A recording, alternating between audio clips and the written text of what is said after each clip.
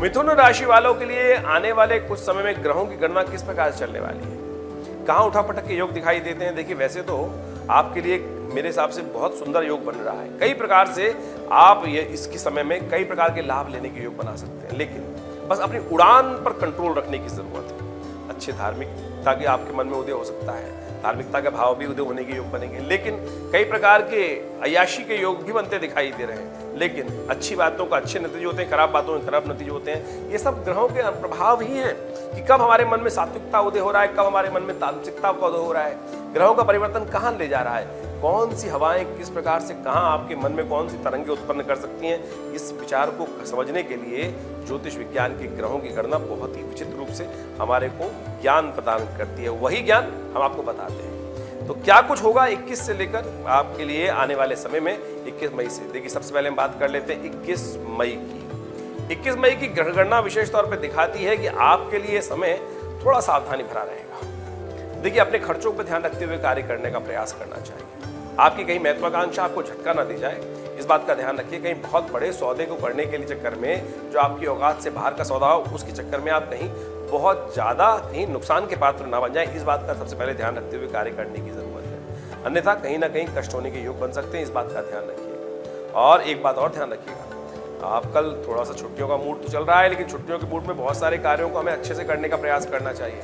बहुत सारी खुराफात भी दिमाग में चल रही होती हैं, वो खुराफात कई बार नुकसान दे जाती हैं, इस बात का भी ध्यान रखने की जरूरत है। वैसे आपके मन में धार्मिक उदय अच्छा चल रहा है, धर्म भाव अच्छा रहेगा, और जितना धर्म की तरफ जाएंगे उतना कल्याणकारी योग बनेंगे। भाग्य साथ देगा, लेकिन धीरे धीरे, इस बात का ध्यान रखिए। क्या करना चाहिए उपाय के तौर पर एक बात समझें, आज चंद्र उदय हो रहा है, शाम को चंद्र दर्शन कीजिएगा और उसके बाद गौ सेवा कीजिएगा, माता पिता का आशीर्वाद लीजिएगा, बड़ा शुभ रहेगा, कल्याणकारी योग बनेंगे, आपके लिए वो अच्छे रहेंगे। यदि 22 तारीख की हम ग्रहों की गणना को समझने का प्रयास करें तो आपके लिए सुबह सुबह बहुत सुंदर सूचना प्राप्त होने के योग बन सकते हैं। धन लाभ के योग बनेंगे, सूचना ऐसी प्राप्त होगी, और विशेष तौर पर कई प्रकार से कोई ना कोई पॉजिटिव समाचार आपको प्राप्त होने के योग बन सकते हैं। लेकिन अभी भी वो बात हम आपको बताने का प्रयास कर रहे हैं कि अपनी सीमा को पहचानना है। हमारी उड़ान बहुत ऊंची हो सकती है बिल्कुल, लेकिन उसमें एक बात ध्यान रखनी चाहिए कि किस स्थिति से, कौन सी स्थिति से हमको लाभ लेना है, किस लेवल तक हमें लाभ मिल सकता है, वहां उड़ान रखें। यदि इसको समझते हुए कार्य कर लें तो बहुत सुंदर तरीके से आपके लिए ग्रहों की गणना अच्छी रहेगी। 22 तारीख का पंचांग क्या कह रहा है मिथुन राशि वालों के लिए, यह भी उन्हें जान लेना चाहिए। 22 तारीख को ग्रह गणना दिखाती है, तृतीया है, ज्येष्ठ मास के शुक्ल पक्ष की सोमवार का अवसर है, और साथ साथ मृगशिरा नक्षत्र विद्यमान है। इस दिन ब्रह्मा तीज है।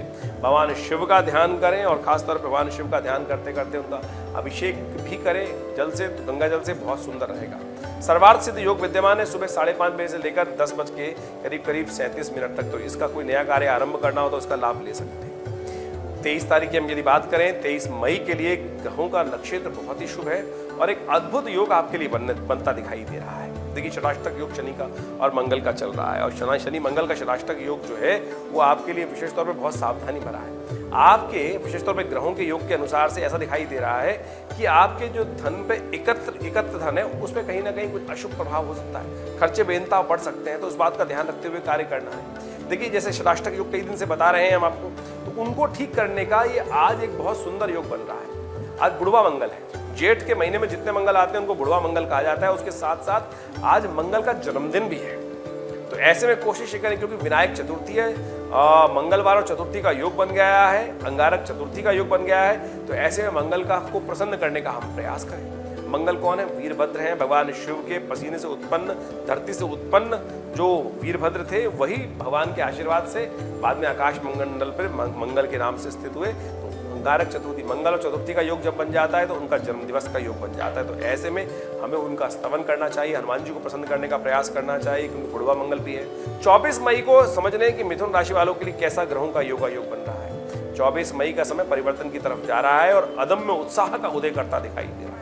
लेकिन एक बात ध्यान रखिएगा, मंगल कमजोर है, चंद्रमा के साथ जाने से उसमें उत्साह की वृद्धि हो सकती है। लेकिन आपके उत्साह में एक बात ध्यान रखें कि उत्साह उतना होना चाहिए कि बिल्कुल हम अपने बलाबल को समझते हुए कार्य करें। ये ना हो कि बहुत लंबी छलांग लगा दें, वो हमें कष्ट देते हैं। तो इस बात का ध्यान रखते हुए कार्य करें। ऐसे में कहीं गलत तरफ ना मन चला जाए, शायद जुआ, सट्टा इत्यादि में कहीं बहुत ज़्यादा लिप्त हो गए तो परेशान हो जाओगे, कष्ट में फंस जाओगे।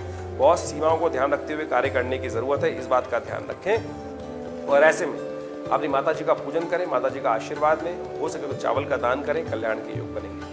25 मई की बात कर लेते हैं। 25 मई के लिए ग्रहों का योगा योग बहुत शुभ बना हुआ है। मिथुन राशि वालों को पंचांग भी समझ लेना चाहिए।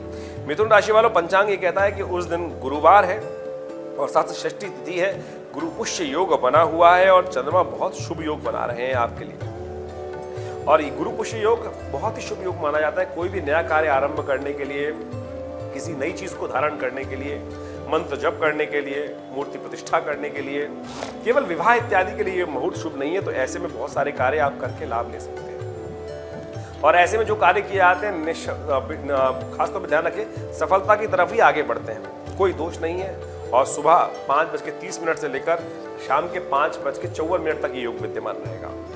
ऐसे में सूर्य भी रोहिणी में प्रवेश कर रहे हैं। सूर्य में रोहिणी का प्रवेश करना प्राकृतिक दृष्टिकोण से थोड़ा सा भारी माना जाता है। ये बहुत ज्यादा तूफान लाने के योग बनाता है, प्राकृतिक आपदाएं, गर्मी बहुत बढ़ाता है।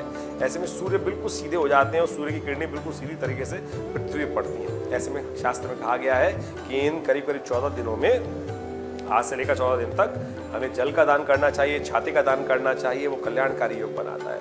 ग्रहों की गणना बहुत शुभ है। ऐसे में जितने भी कार्य करेंगे उनमें अच्छे लाभ प्राप्त होने के योग बन सकते हैं। लेकिन आपके ग्रह इस वक्त दिखा रहे हैं कि लंबी छलांग नहीं, सोच समझकर कार्य करने की जरूरत है। लाभ के रास्ते सारे हैं। देखिए, लाभ के रास्ते आपके लिए बहुत सारे हैं, लेकिन चुने आपके लिए कौन सा है, तब चुनकर काम करेंगे, सामर्थ्य में काम करेंगे, लगाम अपने हाथ में रखते हुए काम करेंगे तो वो बहुत शुभ रहेगा। आपको एक ही बात ध्यान रखनी है कि लगाम आपके हाथ में रहे तो आप बहुत बढ़िया तरीके से लाभ ले सकते हैं। अब हम बात कर लेते हैं आगे 26 मई की। 26 मई के लिए मिथुन राशि वालों के लिए ग्रह गणना विशेष तौर पर जो बनी हुई है वो बहुत सुंदर बनी हुई है। आगे आने वाला समय भी आपके लिए बहुत शुभ रहेगा, क्योंकि चंद्रमा रात को तरफ परिवर्तन की तरफ जाएंगे और गजकेसरी योग का निर्माण करेंगे। और ये आपके लिए भाग्य से बहुत सारे रास्ते खोल सकते हैं, लाभ के बहुत रास्ते बना सकते हैं। ऐसे में जो समय कार्य आपके समक्ष आए उसको आपको अपनी मेहनत से आगे बढ़ाने की जरूरत दिखाई देती है। हिम्मत ना हारिएगा, बस सीमा को पहचानते हुए कार्य करेंगे तो बहुत सुंदर तरीके से लाभ लेने की योग बना सकते हैं। ग्रहों की गणना अभी भी बहुत शुभ है। हर्षल उदय हो रहे हैं।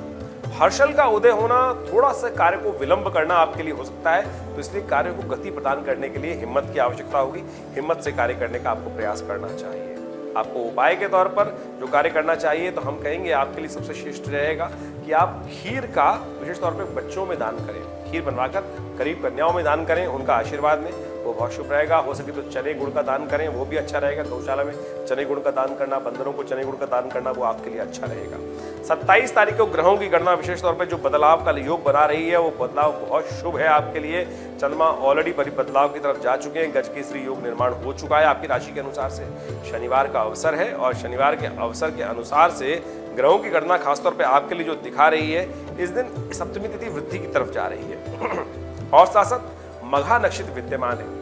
तो मिथुन राशि वालों, ये समझो कि इस दिन जो जातक जन्म लेंगे उनकी मूल शांति अवश्य कराइए। घर में कोई नए संतान की उत्पत्ति हो आसपास तो उस बात का ध्यान रखिए, उनकी मूल शांति अवश्य कराइएगा। अन्यथा ये योग माँ बाप और स्वयं बच्चे के लिए बहुत भारी रह सकता है। तो ऐसे में ध्यान रखते हुए कार्य करने की जरूरत दिखाई देती है। नए कार्य के लिए दिन अच्छा नहीं है।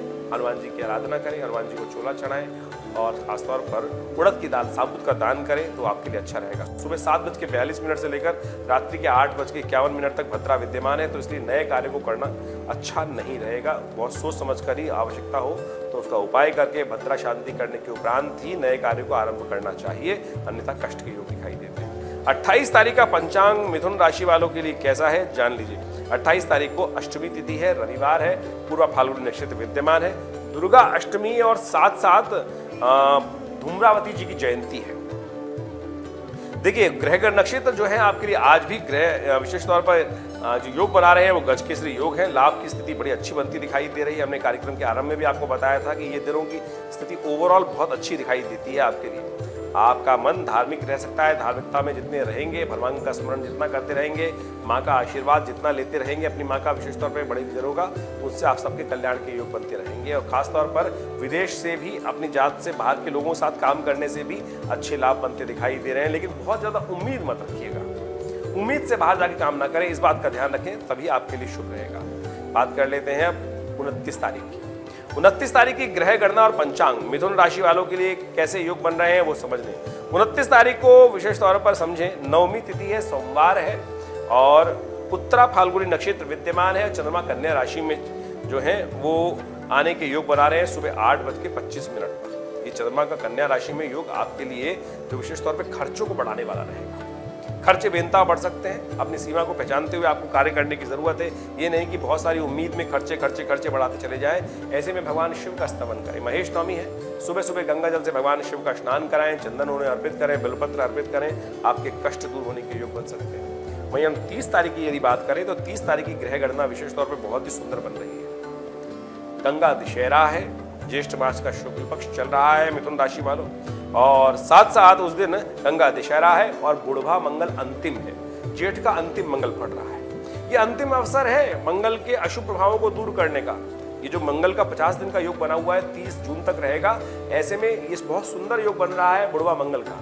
ऐसे में हनुमान जी के आशीर्वाद प्राप्त करने के बाद हनुमान चालीसा, सुंदरकांड इत्यादि का पाठ कर आप अपने मंगल को पॉजिटिव की तरफ ले जा सकते हैं और लाभ के योग बना सकते हैं। अन्यथा मंगल बहुत भयंकर तरीके से कष्ट देने के योग बनाते दिखाई दे रहे हैं कई राशि वालों को। ऐसे में सबको हनुमान चालीसा का पाठ कर हनुमान जी की पूजा करके मंगल को प्रसन्न करने का प्रयास करना चाहिए, क्योंकि जैसा हमने कहा बुढ़वा मंगल हनुमान जी को प्रसन्न करने का बड़ा सुंदर दिवस अंतिम बुढ़वा मंगल है ज्येष्ठ का। तो ऐसे में पूरे वर्ष तक हनुमान जी हम पर कृपा बनी रहे और कल्याणकारी योग बने रहे, इसके लिए हमें लाभ लेने का प्रयास करना चाहिए। इस दिन मंगल के साथ शुक्र का परिवर्तन हो रहा है। शुक्र जो है मंगल के साथ आ जाएंगे और शुक्र मंगल का जो योग होता है वो विशेष तौर पर बहुत जल्दी कराता है कई चीजों में, वासना इत्यादि कई प्रकार की कामुकता बढ़ाने के योग बनाता है। तो ऐसे में ध्यान रखिएगा, गलत तरफ मत जाइएगा, अन्यथा कष्ट होने के योग बनते हैं। गंगा दशहरा है, गंगा जल से स्नान करें, गंगा जल से तर्पण करें, पूर्वजों के निमित्त प्रार्थना करें, गंगा जी का पूजन करें। यही सबसे श्रेष्ठ उपाय है। इनको कर आप सब प्रकार से मनसा वाचा कर्मणा शुद्धता को प्राप्त कर सकते हैं, पुण्य को जगा सकते हैं। 31 तारीख की यदि हम बात करें तो 31 तारीख की ग्रह गणना बहुत ही शुभ है और आपके लिए पंचांग के दृष्टिकोण से एकादशी तिथि है। और मिथुन राशि वालों समझो एकादशी तिथि बुधवार का अवसर, हस्त नक्षत्र विद्यमान और निर्जला एकादशी भीमसेनी एकादशी का योग है। ऐसे में जल का दान करना, कुंभ का दान करना, पानी भरे हुए कुंभ का दान करना बहुत शुभ रहता है। नए कार्य आरंभ करने का यदि चाहते हैं तो कोशिश कीजिएगा कि कम से कम 1:45 के बाद ही करें, तब तक भद्रा रहेगी और भद्रा शांत किए बिना कोई भी नया कार्य किया जाता है तो कष्ट के योग बनाता है। ग्रह गणना आज आपके लिए वही खर्चे बनते दिखाई दे रहे हैं। कोशिश ये करें, धन खर्च होने के योग तो हैं ही, पुण्य की तरफ खर्च हो, ब्राह्मणों की सेवा में खर्च हो, यज्ञ इत्यादि में खर्च हो तो बहुत शुभ रहेगा, दान पुण्य में खर्च हो। अन्यथा खर्चे कहीं गलत जगह हो जाएंगे, मंगल शुक्र परिवर्तन की तरफ जा चुके हैं, कहीं भोग विलास की तरफ ज्यादा लगेंगे तो फिर भोग विलास से कुछ प्राप्त होने वाला नहीं है। जो दान पुण्य में लगेगा उससे पुण्य प्राप्ति के योग बनेंगे। तो सही दिशा देने का कार्य हमने किया, आशा करें आपसे आशा रखते हैं कि आप भी सद्मार्ग की तरफ चलेंगे और कल्याण का मार्ग प्रशस्त करेंगे। धन्यवाद।